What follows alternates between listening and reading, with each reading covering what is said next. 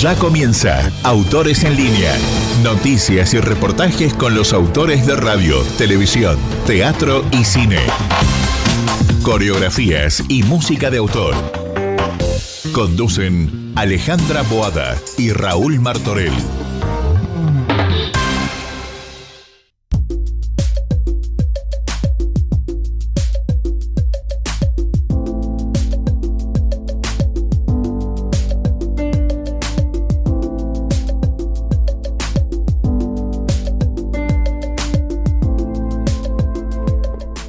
Hola, buenas tardes. Hola Raúl, ¿cómo estás? ¿Cómo estás, Alejandra? Muy Feliz bien. de otros autores en línea, agradecerle a todos los autores que han pasado por este programa desde el día 1, y agradecerle a Argentores que nos provee muchísimos autores, y también a Alzada que toma nuestra transmisión y la suben a la página del Sindicato Argentino de Autores.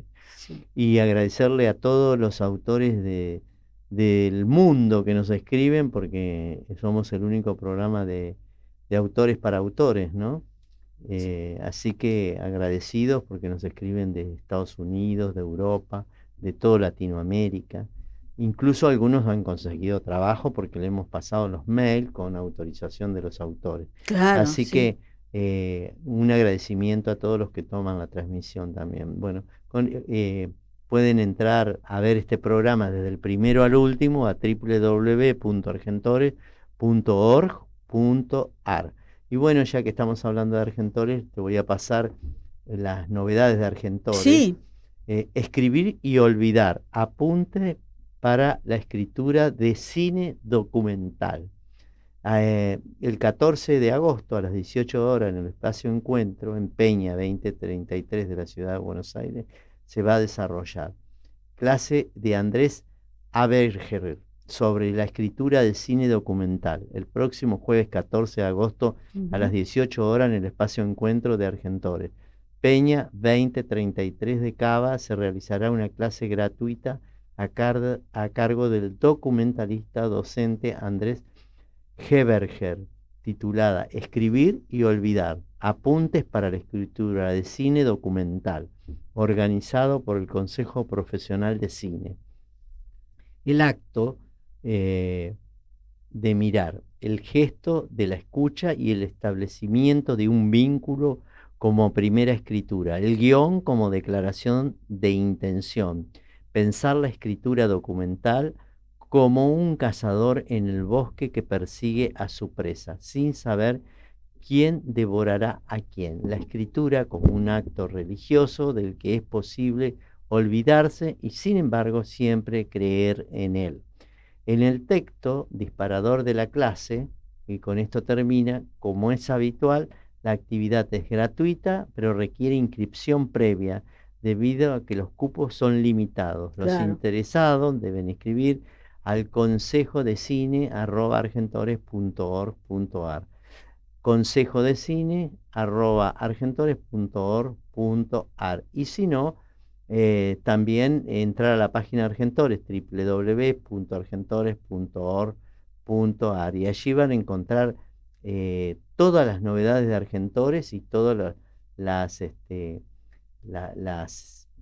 novedades, aparte de las novedades, todos los cursos que hay y los talleres. Sí.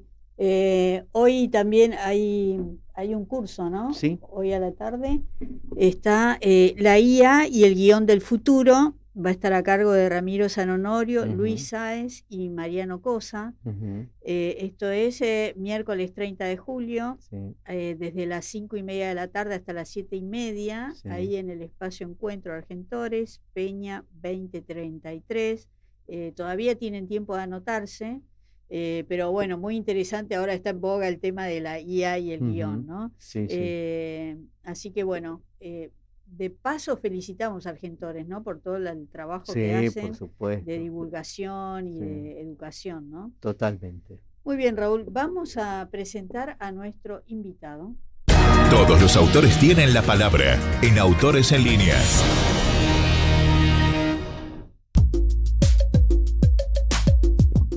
Muy bien, le damos la bienvenida a Sebastián Basualdo. Sebastián es escritor, es periodista, Es profesor de castellano, de literatura y creo que de latín también. Integró el taller literario de Abelardo Castillo, ha colaborado en distintos medios gráficos especializados a través de textos críticos y ensayos, tales como la revista literaria Proa, No Retornable y Los Asesinos Tímidos. Colaborador con una gran trayectoria en el suplemento Radar Libros de Página 12 y además es autor de los libros La mujer que me llora por dentro, este es del año 2001, Fiel en el 2010, Mañana solo habrá pasado, 2017, Cuando te vi caer, y bueno, fundó y dirigió la revista literaria Los Inútiles de Siempre.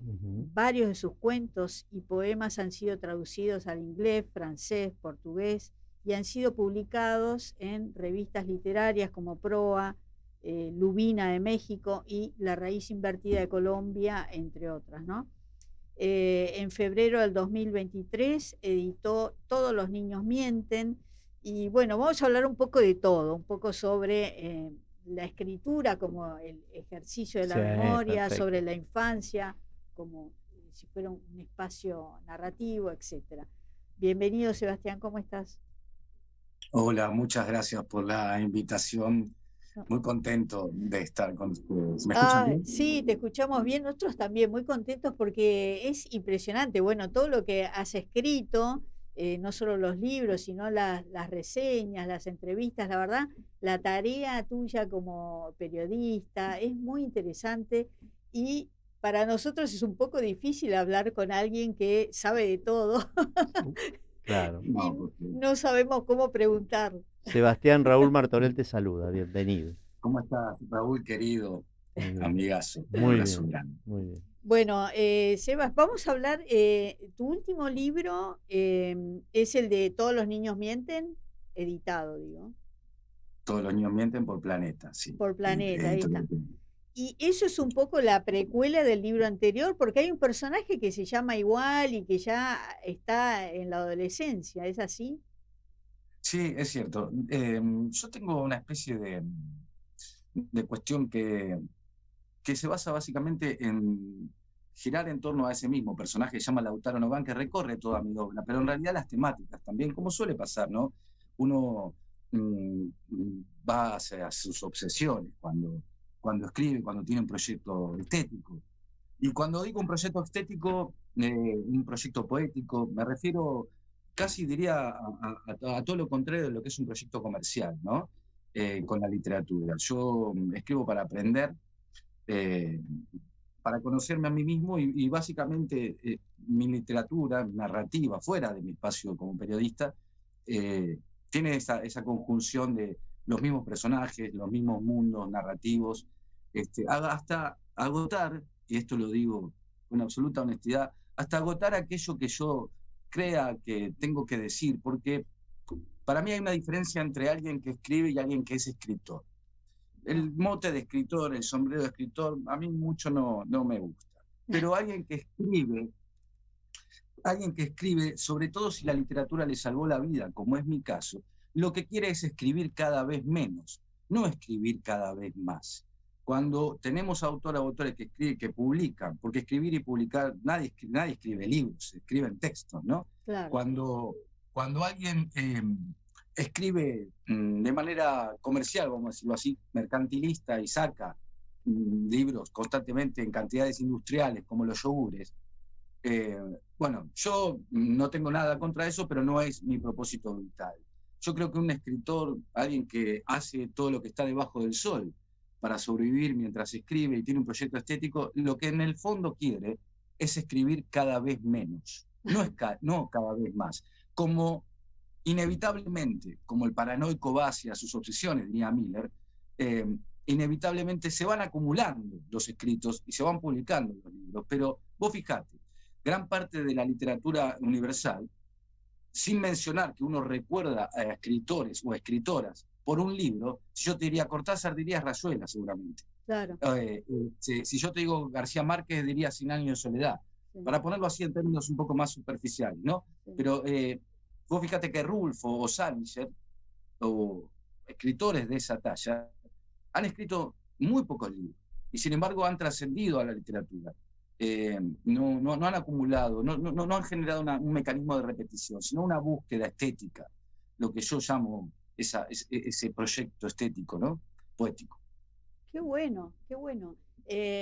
Entonces, según lo que vos decís, ¿el personaje aparece en todos los libros o solo aparece en ese? Porque yo digo, No, el bueno, personaje aparece en todos los ¡qué libros. En todos mis bueno! libros, Qué bueno. sí, porque es una especie de rompecabezas que me gusta como lector a mí, ¿no? En Salinger, por ejemplo, ustedes tienen en 9 cuentos un cuento que se llama Un día perfecto para el pez banana, que es la muerte de Seymour Glass, pero después uno lee sus otros libros restantes y va a encontrar ecos, va a encontrar una narrativa que se encaja como una especie de rompecabezas, pero pasa en gran parte de la literatura universal, más allá de las temáticas, ¿no? Sí. Bueno, uno podría mencionar las temáticas recurrentes de Borges, como decíamos, de las sucesiones, y son, no porque me esté poniendo mucho menos a la altura de Borges, sino simplemente por el hecho de ese proyecto estético, ¿no es cierto? De estos personajes que se van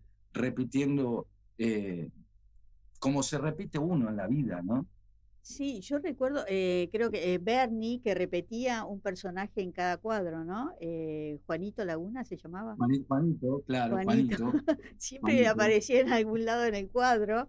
Y uno reconoce, y mirá, estamos hablando de Juanito, o sea, Juanito Laguna se llamaba. Sí. Claro. Qué bueno, Sí. porque yo digo, bueno, si estaba ahora en el libro nuevo, estaba en la infancia, el anterior estaba en la adolescencia, digo, bueno, faltarán 2 libros más para que Para esté poder. adulto y después ya un geronte, ¿no? Bueno, ahora estoy con ese proyecto estético que se llama Hasta que me arrepienta, que sería el cierre de una parte de una trilogía. En Hasta que me arrepienta abordo la temática de Lautaro con su padre, ¿no? Diferenciando lo que es la paternidad del rol paterno y, bueno, cuestiones que tienen que ver con esa construcción en tiempos tan complejos para el varón en todo sentido, de representación de su lugar social como educador, como periodista, como artista, y sobre todo dentro del seno familiar, ¿no? Vos decís, ¿ha cambiado o en realidad siempre fue así y lo que ha cambiado es la mirada de el padre, como decís vos, ¿no? Del rol del hombre?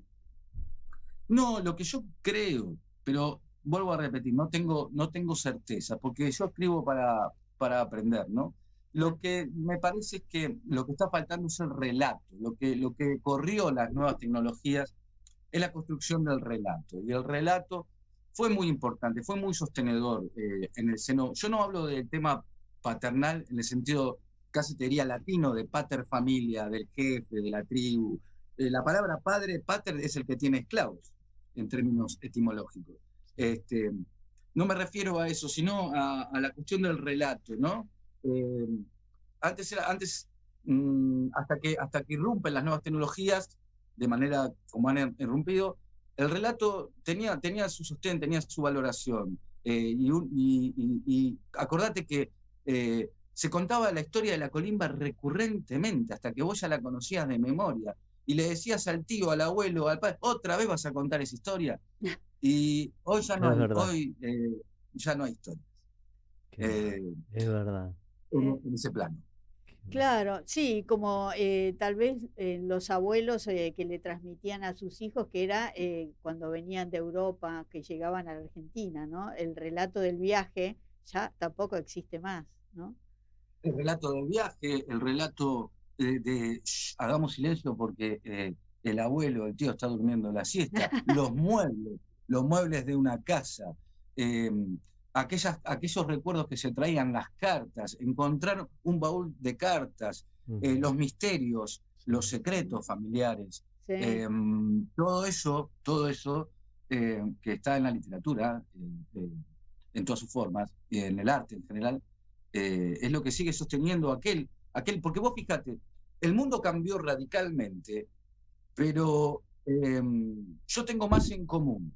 No importa la diferencia de edad que tengamos. Yo soy coetáneo, nosotros los otros 3 somos coetáneos, quizás no seamos contemporáneos, pero tenemos más en común nosotros de lo que yo tengo con alguien de 20 años. Y sin embargo, yo recuerdo que compartía el mismo mundo teniendo 20 años con alguien de 40. La distancia que ha generado las nuevas Es tecnologías verdad. ha irrumpido y ha generado una rajadura dentro del ámbito de la experiencia vital, porque la palabra experiencia, etimológicamente, significa recuerdo acumulado. Sí. Recuerdo acumulado, mirá qué bueno. Pero, por ejemplo, lo que vos estás diciendo, vos a tus 20 años, ¿eras igual a un chico que hoy tiene 20 años? No, ¿Haces por naturalmente. eso? No. Lo que sí puedo decir es que yo tenía más cosas en común. Compartía el mundo de una mujer o un hombre de 40, compartía el mismo mundo. Sí, Claro, Porque todavía estaba el Renault 12 en la calle. Todavía claro, estaba el Torino de la televisión. sí. Yo todavía me acuerdo de haberme trepado a una terraza para ajustar la antena de televisión o meterla en una papa, las dos antenas, para ver si podíamos enganchar al menos un programa de los que salían al aire. claro, yo Hablar por de lo, estas por lo, cosas es hablar del mundo jurásico. claro, yo por lo que entiendo es verdad, los chicos de 20 hoy no quieren conectarse mucho con los de 40 o de Sí, 50. O sea, si vos le contás eso, es como que se evaden, no saben de qué le estamos hablando. sí. Viven otro mundo. Pasaba también, y pasó siempre, donde los jóvenes tienen que generar un quiebre generacional, pero había una especie de continuidad, ya fuera en el plano ideológico o en el plano cultural, había una especie de continuidad, porque no se puede romper lo que no se conoce. Ujú, Para romper algo hay que conocerlo. claro. Es decir, si no, se termina siendo rebelde en función de un sistema, de un relato que hacen otros, que es lo Claro. que hace el sistema mercantilista, naturalmente. Sí, sí. Vos sabés que el lunes yo estuve en Entre Ríos, que soy de ahí, y una sobrina mía, que son todas profesionales, digamos, directoras de colegio, profesoras, y estábamos hablando de lo que pasaba con los jóvenes. Yo le preguntaba y me dice, viste que antes se decía que el colegio era tu segundo hogar o la maestra, Sí, todo eso, y me dice, sabés que no existe más porque antes se decía que era el segundo porque tu primer hogar era el de tu casa y los chicos no tienen nada. Lo primero que hacen es tirarlos en la puerta de los colegios, dice, y que nosotros nos hagamos cargos, dice. Y Mirá, vos sabés que ¿sabés? me Ahora, gustó ahora, ahora me doy ese cuenta, perdón, pensamiento. no, pero ¿sabés qué? Ahora me doy cuenta por qué nosotros nos quisimos al instante. Sí. Yo vengo de Entre Ríos también, mi padre, Ah, no entrerriano, sabía, no sa- De Paraná, Ajá, así que vos fijate. Claro, es verdad. sí, Igual lo geográfico modifica un montón de cosas, sí, ¿no? sí, Pero es verdad, el colegio, yo en todos los niños mienten abordo la cuestión de la escuela. Yo no creo que nadie pase 2 horas en su casa sentado encima de una tabla rasa como sucede en la escuela, ni que sí, uno se levante con un timbre a lo Pablo para ir a comer algo. sí, Evidentemente hay algo que ha quedado retrasado del colegio, de la escuela, de la sí, educación, sin mencionar que hay escuelas elitistas, pero todos en el fondo no hacen más que formar consumidores pasivos, sí, sí, excepto algunas islas escolares, como el Nacional Buenos Aires, Carlos Pellegrini, el ICE, que son colegios elitistas a la que no sí. todos pueden acceder. Acceder, Pero sí. vos fíjate una cosa, ¿por qué no existe en el colegio una materia que se llame bicicleta financiera, para ponerlo en términos de la coyuntura actual? A mí me encantaría tener 13, 14 años y Claro, llevar al colegio los $100 que me regaló mi tío Juan Carlos y en la materia que se llama bicicleta financiera poder convertirlo en 200. No sí, existe, ni va a existir, porque claro, la idea no es saber cómo funciona el mundo, sino aceptarlo tal cual, como viene preestablecido, sí. y acomodarse a él, ¿cierto? Claro, claro. Pero digo, todo viene de la casa también, ¿no? O sea, de la Y, la, educación que te y, dan es los que, primeros es años en que tu casa. y es la expresión que usamos cuando decimos que alguien está hecho de buena madera, Ujú, ¿no? La casa es el inicio, para ujú, bien o para mal, sí, pero naturalmente más bien. que debiera ser la embajada del amor, ¿no? Sí, por supuesto, ahí empieza el amor, ¿no? Para un niño. Pero estaría bueno eso, no sé si la materia bicicleta financiera, pero sí que haya una educación económica o administrativa para aprender, digamos, a hacer eso. Sí. O no, pero porque no, pero no para hacer la bicicleta, para administrarse. Claro, pero yo no he escuchado a ningún niño jugando en la vereda de la casa y diciéndole a otro amiguito que cuando sea grande quiere ser contador público. Es verdad. No. Sí, pero mirá, ahí te voy a decir algo. Los chicos que manejan redes, porque hay chicos de 10 años que manejan redes, te dicen, me estoy ganando $12 por tal cosa, y en el colegio no se trata eso, porque viste que el que tiene más seguidores les pagan, o el que tiene más. Entonces, hay una cosa ahí que debería, es verdad lo que vos decís, debería hablarse de financiación, ¿no? Dentro de los colegios. Algunos negocios hacen, porque yo tengo sobrinos chiquitos Sí. y sé que compran Sí. porque necesitan armas, Sí, todo sí, depende del sí. juego para los niveles, y compran, venden. Por eso te digo, Seba. Pero vos fíjate que en la niñez, y esto yo lo abordo en todo el año ambiente, existe, y ustedes se acordarán, el trueque, el intercambio, Sí, pero el sí, intercambio sí. no era por el valor de uso, Claro. no era por el precio. Es No. decir, a tal punto de que vos podías ser absolutamente estafado cambiando una figurita por una cartuchera completa. Es verdad. ¿Qué se ponía en juego ahí? Pero también hay una cuestión interesante. El problema es que a los niños y a las niñas le preguntamos qué quiere ser cuando sea grande. Uno no debiera preguntarle nunca a una niña o un niño qué quiere ser cuando sea grande, sino qué quiere hacer cuando sea Claro. grande. Vos El sabés que término con ser, respecto a esa luego, pregunta, por supuesto que no voy a repetir que soy de Entre Ríos, me preguntaban qué quería ser y yo decía indio o policía. Por suerte no se me cumplió, ¿no? El deseo, porque yo jugaba con esas cosas. Entonces, ya quiero claro. ser, ¿Y por qué pero jugabas? digo, ¿Y por qué jugabas con esas cosas? jugaba porque eran los Claro, es muy juguetes de la interesante. época, qué sé yo, Claro. ¿me entendés? Claro, pero ¿por qué? Y Porque el juego sí, lo que pone de manifiesto es la cultura a la cual está perteneciendo ese niño. Nosotros jugábamos con soldaditos de plástico, sí, también. con armas, queríamos, ¿por qué? Porque estábamos influenciados por las series televisivas, Sí. porque la sociedad estaba militarizada, es decir, a lo que juegan los niños y la niña representa su marca ideológica de la sociedad a la cual pertenecen. El problema que tenemos, por lo menos, yo no soy antropólogo, ni sociólogo, ni nada, simplemente un periodista y un escritor de ficciones, ¿no? Y siempre hablando desde ese plano, lo aclaro por las dudas. Pero vos fijate, cuando más te empieza a interesar la música en la escuela, no hay más música. Claro. A vos te empieza a interesar la música a los 14, 15 años. Si no tenés un vecino, un amigo, un tío más grande que te muestre Pink Floyd, es muy probable que vos lo ignores.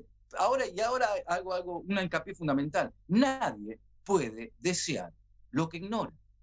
Claro. Entonces, a partir de ahí, partiendo de esa idea, si hay un chico que dibuja bien o actúa bien y es el más gracioso del grupo, o escribe, o tiene una sensibilidad para pintar, o lo que fuera, pero le va mal en matemática, en vez de impulsarlo a que pueda encontrar esa cuestión artística, que es lo más importante de la escuela. ¿Sabés qué fue lo que suplantó la escuela durante muchos años? El Club Social y Deportivo del barrio. Es verdad. El Club Social y Deportivo del barrio era lo que le terminaba de complementar a aquello que le faltaba al colegio. Cuando desaparece el club de barrio social, los campeonatos Evita, para decirlo lisa y llanamente, sin ningún tipo de eufemismo, lo que termina pasando es que el colegio se termina en una cuestión que está absolutamente divorciada de lo real. Y el niño y la niña no quiere lo real, lo que quiere es proyectarse dentro de un sistema. El Instagram, las fotitos que nos sacamos y nos mostramos, no hacen más. Fíjate los años 90, la revista que más se leía era Cara. Es decir, hay una cuestión muy complementaria entre la exposición de uno y esta especie de idea de que soy a través de la mirada del otro, ¿no? Pero esa exposición farandulesca terminó ahora nivelándose para todos lados. Ya no se sabe qué inventar para que alguien sobresalga de la nada misma. Entonces termina no habiendo contenido, que es lo que pasa en las escuelas. Y el contenido más importante de las escuelas no es ni el banco, ni la tiza, es esa merienda ese desayuno y la relación con los docentes, esa relación abnegada que todavía siguen sosteniendo las maestras, los profesores, las profesoras, con mucho esfuerzo lo hacen, sí. Sí. Es verdad.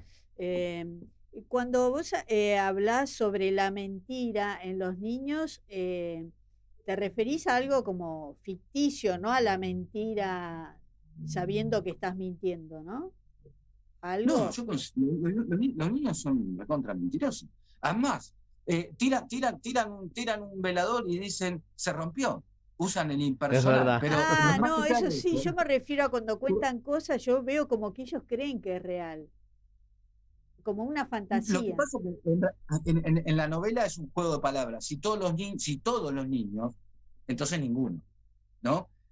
Lo que pasa es que la mentira, ¿cómo aprenden la mentira? Si los niños son una proyección, nosotros tres somos una proyección de lo que fuimos en nuestra infancia, para bien y para mal. Claro. Seguimos jugando. El problema es que en el adulto empezás a jugar un juego que no es el tuyo, que es la gran posibilidad que te brinda el arte. Como dice un amigo mío, lo importante es que tenemos el juguete. El artista lo que tiene es un juguete. Vos podés tocar el bandoneón y a lo mejor tenés que ir a trabajar en un taxi, pero no importa, porque sabés que tenés el bandoneón, tenés tu juguete. El escritor tiene su juguete, el dramaturgo, el periodista, lo que sea. Ustedes, los periodistas, ahí tienen su juguete. El problema es cuando no tenés juguete. Claro. Es verdad eso. Sí. Pero eso, ¿cómo se resuelve? O sea, si no tenés juguete, alguien te tiene que convencer, porque vos le podés dar el juguete y no le gusta, y no le gusta, y no le gusta. Y bueno, ahí ya no lo sé. Lo que sí, porque no todos. A ver, yo siempre, un día en una discusión de esas discusiones disparatadas que hay en los asados con amigos, donde después del segundo whisky uno empieza a ser honesto, ¿viste? Entonces hablábamos de, la literatura para ser famoso. Si uno escribe, ya sea teatro, ya sea literatura, libros, novelas, cuentos, o hace películas, para ser famoso empezó mal, arrancó mal. Ahora, yo te propongo lo siguiente, le digo, que yo te convierto en el escritor más famoso del mundo, en el más famoso. Se va a traducir a todas las lenguas. Mientras exista la cultura occidental, nadie se va a olvidar de vos. Eso sí, tenés que morir a los 40 años, tu familia tiene que ser diezmada por el nazismo y te tenés que llamar Frank Kafka. ¿Estás dispuesto a dar eso? No, a mí me dejaste mudo. Claro. No. Perdés tu identidad, perdés todo. No, es mejor no ser famoso. Bueno, podés ser famoso por consecuencia. Griega, ¿viste? Claro. Perdón. Sí, podés ser famoso por consecuencia, no por producirlo, porque ser famoso es fácil hoy en el mundo, ¿o no? Sí, alcanza con salir desnudo a la calle. Sí. O los que se trepan a los edificios y hacen la selfie más, que el otro día se murió uno, que se cayó al piso 60. Por Pero eso. digo, bueno, no en la mitología griega la fama eran una especie de animalitos misceláneos, mezcla de pájaros con otra cosa, y que llevaban rápidamente las noticias malas de un lado a otro. Ese era el concepto de la fama, llevar noticias malas, negativas, muy rápidamente de un lado para otro. Llega más rápido lo negativo. Claro. Antes de ser famoso, lo mejor es ser exitoso en el plano de la realización de uno mismo. Cuando uno está realizado con uno mismo, lo que no genera es esa especie de destilación donde se acumula el rencor, ¿no? La frustración. La frustración es un gran veneno. Cuando uno está frustrado en la vida, se puede volver muy rencoroso. Es verdad. Claro. Pero digo, ser famoso, qué bárbaro eso que dijiste. En un ratito te haces famoso hoy con las redes. Cuando nombraste la revista que nombraste, que era cara, hoy no necesitas para ser famoso esa revista, ¿o no? Porque un chico agarra y empieza a hacer cosas en las redes sociales, en las nuevas tecnologías, yo lo generalizo, y en 15 días se hace famoso, y menos también, ¿no? Como diciendo, claro, salís desnudo y te haces famoso.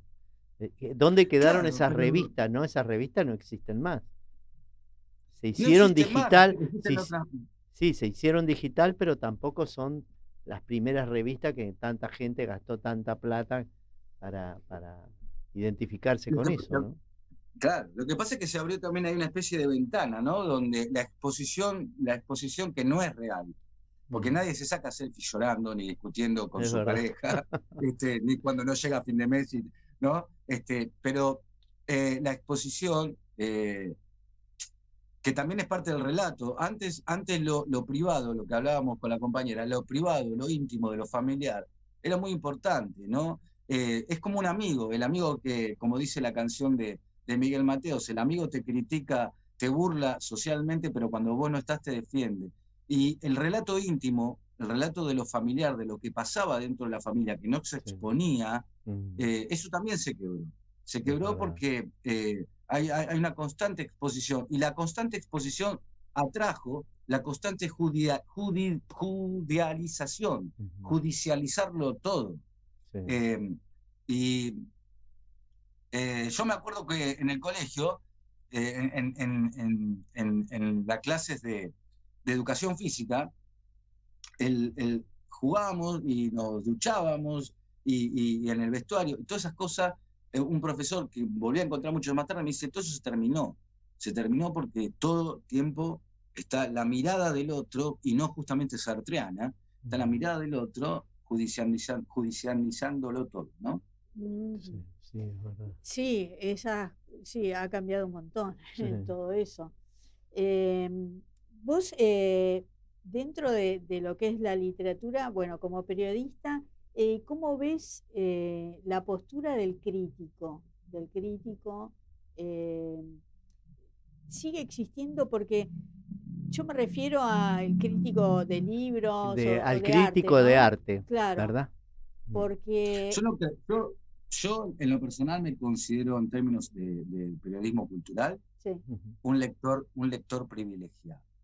Lo que me pasa a mí al estar del otro lado del mostrador es que siempre tengo la cuestión ética de Plinio, ¿no? En términos de libros o de cine o de teatro, lo que fuera, sí, no hay libro, por malo que sea, que no tenga algo de bueno. Sí. Pero ¿sabés lo que me pasa? Me pasa todavía que, como soy medio anacrónico, cuando estoy escribiendo una nota, no estoy criticando la nota, porque no hay espacio real en el suplemento de Página 12 donde trabajo, sí, para hacer una crítica académica. Soy un lector privilegiado, pero ¿sabes lo primero que pienso? Pienso que cuando se publique esa nota, ese domingo, esa mujer o ese hombre que están entablando una lucha secreta con la vida y el arte, van a ir hasta el puesto diario. Primero van a tener que encontrar el puesto diario. Sí. Pero en el momento en que abren la hoja del diario y se encuentran a sí mismo, esa sensación de decir, bueno, yo escribí esa nota como si hubiéramos estado tocando el piano a 4 manos.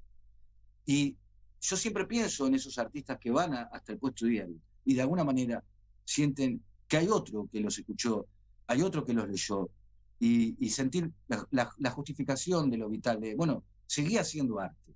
¿Quién soy yo para decir si tal libro es bueno o malo, si tal obra es buena o mala? No soy nadie. Entonces, siempre intento, y esto me pasa con mis relaciones sociales, ¿no? Siempre intento encontrar lo mejor que tiene alguien, y en el caso del arte más, claro, porque una mala crítica puede hacerte mucho daño. Sí, sí.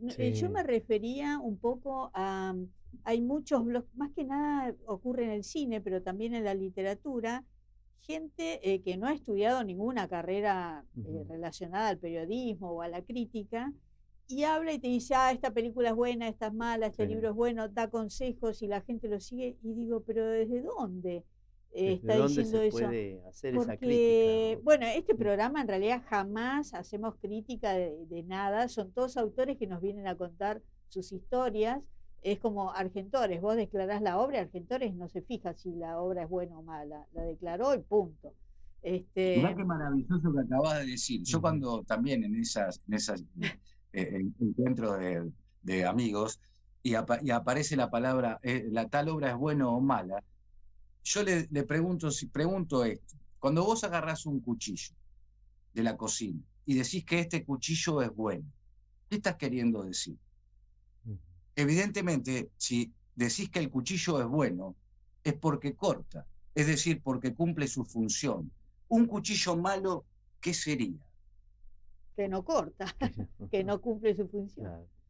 Bueno, entonces, ahí está. Cuando uno dice que tal película es buena, ¿de qué estamos hablando? Claro. Es verdad. Sí. Pero por lo general, ahora últimamente, es gente que no tiene formación para hacer. Si no tienen seguidores, hay alguien que dice me interesa lo que dice y vos vas a ver si tiene formación y no tiene formación. Pero un montón de gente lo sigue Sí, y, ¿viste? sí. Y dice, Cree esta que eso es película... verdad. Claro. Y pueden destruir una obra Sí. diciendo lo que ellos piensan, Pero porque no además, aclaran, esto es lo que yo pienso, anda a verlo. Porque a lo Es mejor... verdad, Ujú, pero me parece que eso es necesario que exista, ujú. porque, como decía Nietzsche, habría que tratar a los artistas como si fueran grandes delincuentes, si no se acumularían cosas que no son muy buenas. Ahora, si el artista resiste eso, entonces continuará haciéndolo, porque el artista no está haciendo arte para la hora. Nadie puede vivir de lo que ama, se vive para lo que se ama. No se vive de lo que se ama. Cuando uno establece una relación de vida en el plano de vivo de lo que amo, empezaste mal o estás transitando mal. Uno vive para aquello que ama. Y el arte el arte viene a suplir, casi te diría, en el plano biológico, yo creo que Miguel Ángel se pinta la Capilla Sistina porque no podía tener hijos, ni siquiera Claro. potencialmente. Es verdad. Hay algo de la trascendencia ya en el plano del varón, pero en términos generales del artista, uno no hace arte para ahora. Es como si escribieras o hicieras un cine para, no solo para cuando vos no estés, sino porque alguien tiene que dar testimonio de que alguna vez existimos. Es sí. verdad. Sí, yo, mira, justo ayer estaba leyendo la historia de un pintor francés, Henri Rousseau, tal vez no sea tan famoso, pero eh, como él, hay muchos casos en realidad, pintores de esa época, hablo de 1700, ¿no? 1800, que fueron tan criticados, tan vapuleados, y ellos insistieron porque eso era su vida. Claro, eso es amor. O sea, mendigaban, Claro. hacían cualquier cosa. O sea, había algunos que pintaban por un plato de comida. Incluso había un cuadro de Henri Rousseau que lo vendían en la calle para usarlo como la tela, en realidad, para pintar arriba sobre el cuadro de él. Sí. Claro. Y uno de ellos lo compró Picasso una vez, lo vio en la calle, lo compró y le gustó y lo conoció. Pero lo que quiero decir es que eso que vos decís, ¿no? Que ellos vivían para eso. Sí. Porque tenían su juguete. Y no Claro, podían ahí dejar. Ahí está la palabra del juguete, La- muy bueno. la vida es un plano lúdico. El problema es cuando dejamos de jugar nuestro propio juego y entramos a jugar el juego de otro. Lo único bueno que pasó con las nuevas tecnologías y que ya casi la gente no lee diario es que por lo menos las notas que escribe gente de la que yo he aprendido ya no se usa para envolver web. Claro. Que no está mal tampoco, ¿no? Porque, Qué buen testimonio. porque te Lo puedes, tomo a eso. te Voy puedes a tomar. cruzar con una nota cuando estás por hacer un bizcochuelo y decir, mirá qué interesante este título. No está Claro, mal. sí. Qué bueno. Para envolver los huevos, tenés razón. De todas maneras, yo creo que la gente no compra más el diario físico. Como vos decís, los kioscos hoy venden café con leche, juguetes, cualquier cosa menos diarios. Por mi casa son casas de cambio. Bueno, por acá toda No, esta de verdad, zona- yo vivo en Maipú y Corrientes, donde estaban todos los arbolitos, ahora tienen los acá kioscos. venden juguetes, Sí. hay cafeteras, ahora la enchufan y te venden Perdón café. el ejemplo. Pero No. Conozco muy bien ese barrio. Yo estoy en la zona oeste, donde está la gente en Ituzaingó ahora. Qué lindo por ahí. Más tranquilo por ahí, ¿o no? Felizmente acá. Sí. Pero bueno, pero la gente lee en las redes, lee los diarios, por ejemplo, Infobae es uno de los diarios más leídos, pero porque es gratuito, no Claro. porque sea excelente, porque tiene muchos errores. Yo lo hablé incluso con el dueño, le mandaba mensajes corrigiéndole algunos títulos, un par los corrigió porque eran aberrantes, pero también me cansé de ser correctora Claro. gratis, ¿no? Pero Claro. digo, es uno de los más leídos, pero por ese motivo.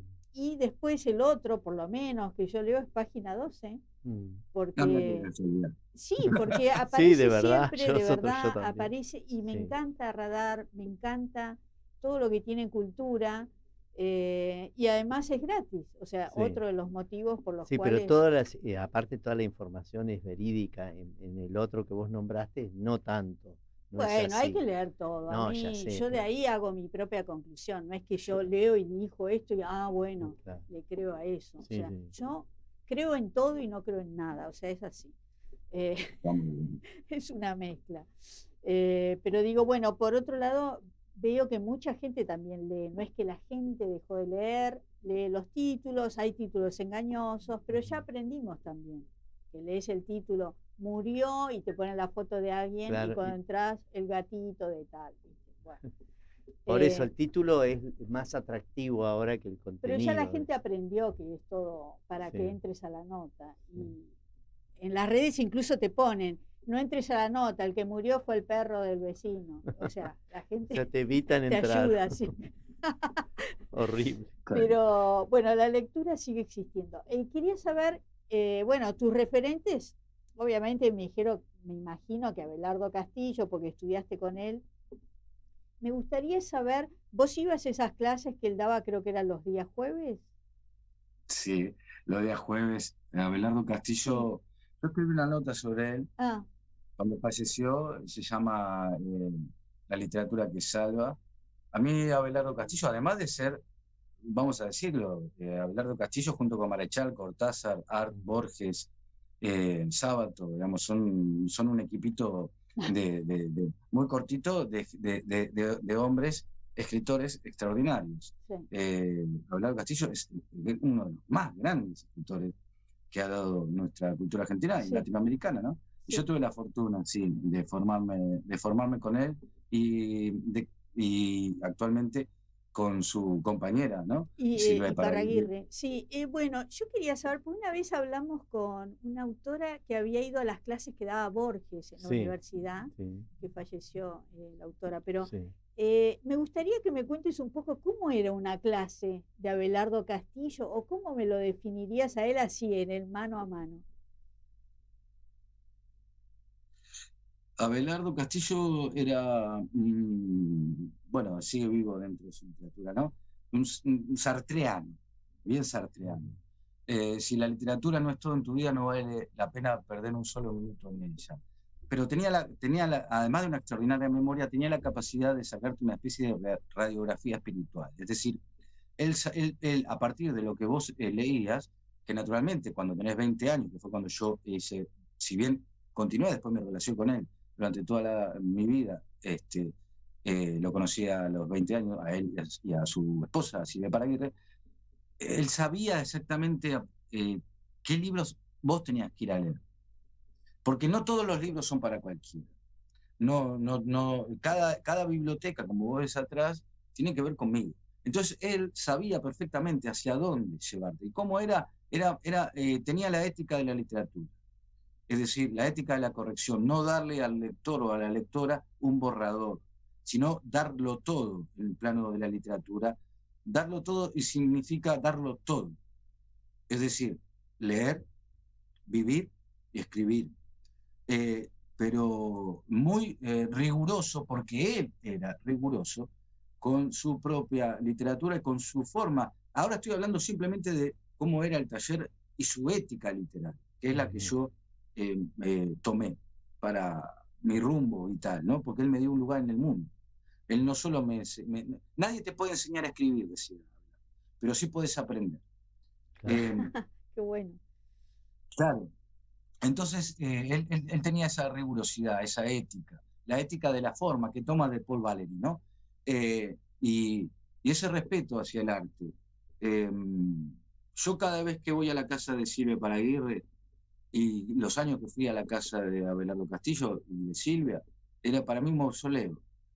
Para mí era una cosa sagrada. Yo salía de ese hogar con ganas de ser mejor persona, mejor escritor, mejor lector, y apostando a la literatura. No es fácil en un mundo como este, es casi ser un paria ser un escritor, ¿no? Hasta te diría que es sospechoso, hasta te diría que sos casi un delincuente. Imagínate si fuera poeta. Si fuera un poeta ya sería un propósito, ¿no? Claro. Sí.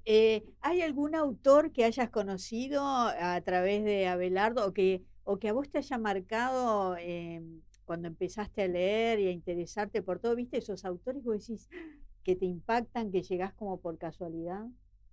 Sí, el norteamericano Tobias Wolff, cuando, bueno, recordarán la película de Robert De Niro y DiCaprio. Tobias Wolff escribe la novela Vida de este chico.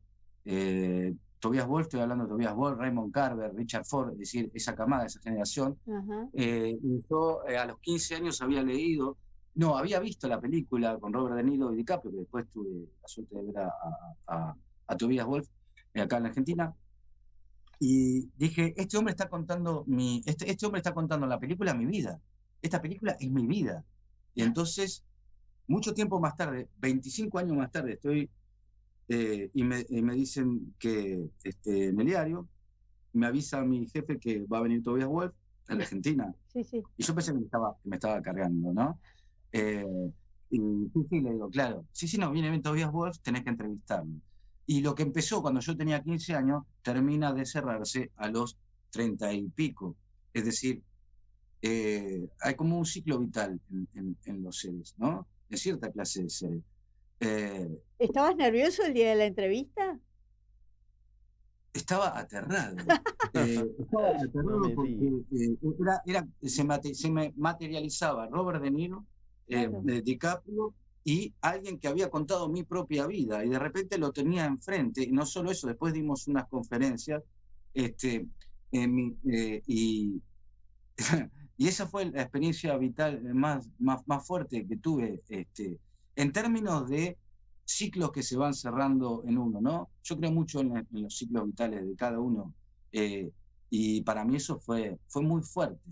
Después he conocido a todos los escritores de la generación de Abelardo que estaban vivos en ese momento: Isidro Blaiste, Horacio Salas, bueno, podría decir Ricardo Piglia. He tenido esa fortuna, ¿no?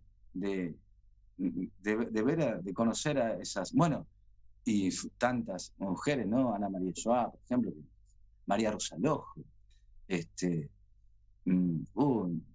no sé, hay un montón de escritoras y Sí. tengo miedo, porque uno se vuelve ingrato, porque la memoria de ahora, después, ya sé que esta noche cuando me esté duchando voy a decir, ¿por qué no mencioné a tal persona? Pero no, sí, se entiende, es como sí, una muestra de todo lo que hay. Bueno, y por último, quería saber qué tiene Lautaro de vos, o qué tenés vos de Lautaro, el personaje de tus libros. Qué buena pregunta. Tiene lo que tiene cualquier personaje. Te lo voy a decir en este plano. Yo vivo algo, vos vivís algo, Raúl vive algo. Lo recordamos, pasa un tiempo y lo recordamos. Eso que viviste y eso que recordás no es lo que pasó. No es. Hay una distancia. Ahora, entre lo que recordaste y lo que escribís, hay otra distancia. Vivís, recordás y escribís. Entre medio de esos huecos, de esos hiatos, es que se construye esta literatura más llamada autobiográfica, donde los personajes que yo creo son todos míos, todos salen de mí. Solo que hay uno que tiene un nombre privilegiado, que es al que le hago vengarse, saldar viejas cuentas, o redimirse. Qué lindo. ¿No lo dejás sufrir o sí sufre? Sí, sufre, y yo sufro como Balzac, ¿viste? Balzac le moría un personaje y se ponía a llorar. Yo no tengo esa relación con la literatura. Si bien mi literatura parece que fuera una literatura de sufrimiento, yo en la vida soy absolutamente alegre, pero hay mucho de actuación en la escritura si uno escribe con el cuerpo, cuando está escribiendo, de alguna forma hay algo de actor, hay algo de actuación. En el hecho más elemental de qué se pone la escritora o el escritor, qué se viste para sentarse a escribir, si toma un café, si toma un vino, si toma mate, qué lugar elige para escribir ciertos libros, con qué gente se sigue rodeando o no rodeando, y cómo se habla, cómo se autopercibe. Hay mucho de sentirlo corporalmente, la escritura, porque si no te convertís en un redactor. Y claro. a mí me gusta vivir lo que escribo, y Lautaro es un pasaporte a mis lugares más íntimos, ¿no? Qué lindo escribir con el cuerpo, me encanta eso. Qué bueno, qué bueno. Me encanta. Y me quedo con otra cosa, que es lo de tener un juguete, ¿no? Sí. Que todos tengamos un juguete como de apego. Sí, vos ¿no? sabés que es uno de los pocos que dice escribir con el cuerpo, que tiene que ver con los coreógrafos, que es otro tema, pero nosotros decimos siempre que es leer una historia a través del cuerpo. Sí. Claro, y es lo mismo, ¿o no? Sí, es lo mismo. Pero nunca escuché, muy poquitos escritores dicen, yo escribo con el cuerpo, y con toda la observación que dice, cómo te preparás con un café, con un whisky, no sé, cada uno tiene su forma, pero es verdad que es corporal también. Sí, me acuerdo, bueno, Tito Cosa, que él decía que corregía con el café de la mañana lo que había escrito con la ginebra de la noche. Siempre el gran Tito Cosa. Sí. Nuestro querido Tito Cosa. Un genio. Sabés que le hicimos la última nota nosotros, así que yo era compañero mío, por supuesto. ¿Vos estás en Argentores colaborando? Claro, sí, estoy haciendo actualmente, estamos haciendo la revista de Argentores, estamos trabajando ahí en Argentores, poniendo el pecho a esta coyuntura. Qué lindo tenerte, te lo digo ahora. Muy buena la campaña sobre la cultura, no sé si estás ahí, pero está muy buena. Sí, estamos, bueno. Excelente. Acompañando en todo a Miguel Diani, presidente de Argentores. Nosotros lo que queríamos hacer era recopilar un poco lo que decían cada uno y leerlos acá en el programa al comienzo, ¿viste? Habíamos pensado, si se puede. Claro. Nos autorizan algunas de las cosas que ustedes recopilaron. Sí, yo creo que no va a haber problema. Bueno, somos todos somos una gran familia espiritual. Sí, exacto. Verdad. Bueno, qué lindo tenerte, te lo voy a decir gracias. Personalmente, acá en el medio. Tenerte en Argentores, me encanta. Sí, buenísimo. Gracias. Bueno, Sebastián, un placer, ¿eh? Nos vemos pronto. Siempre. Un beso grande. Abrazo enorme. Chau. Muy bien, Raúl, nos vemos la semana que viene. Con otro autor o autora. Hasta luego. Esto fue Autores en Línea. Nos reencontramos el miércoles a partir de las 3 de la tarde. Autores en Línea.